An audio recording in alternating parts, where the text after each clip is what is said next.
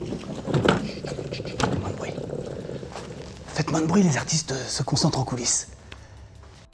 Vous êtes ici au 6x4, un lieu unique en Mayenne où l'on retrouve la scène dédiée aux musiques actuelles.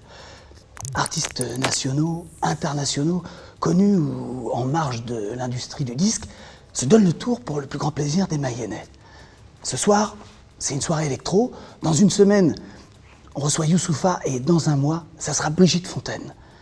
Cette diversité culturelle, ça fait partie du projet de l'association qui gère la salle, ainsi que le festival Les Trois Éléphants qui investit Laval tous les ans, fin mai.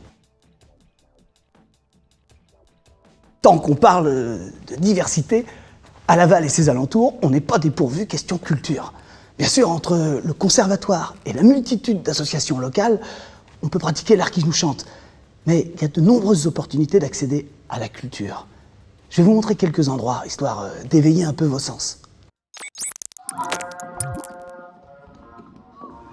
Au théâtre de Laval, vous pouvez venir admirer des pièces de théâtre, bien sûr, mais également des spectacles d'humour, de danse classique ou hip-hop, des lectures pour enfants, des expos, des concerts de l'opéra.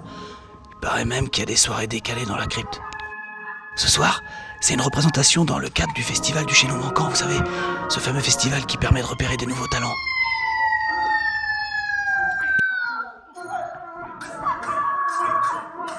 Il arrive aussi très régulièrement que les arts sortent dans la rue pour offrir des spectacles gratuits à toute la famille. C'est le cas par exemple pendant les Trois Éléphants, le Chaînon Manquant, les festivités de Noël ou comme là, pendant le festival estival.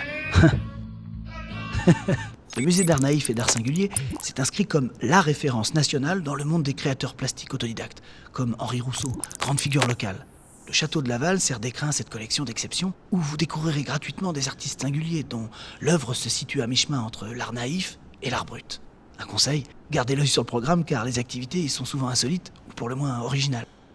Et il y a aussi plus d'une quinzaine de festivals en Mayenne avec des belles programmations pour tous les styles.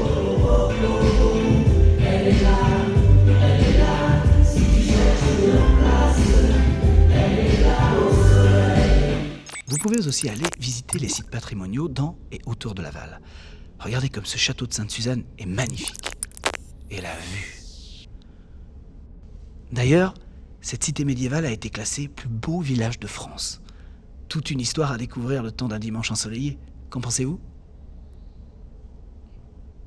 Et des lieux comme cela, il y en a plein d'autres encore.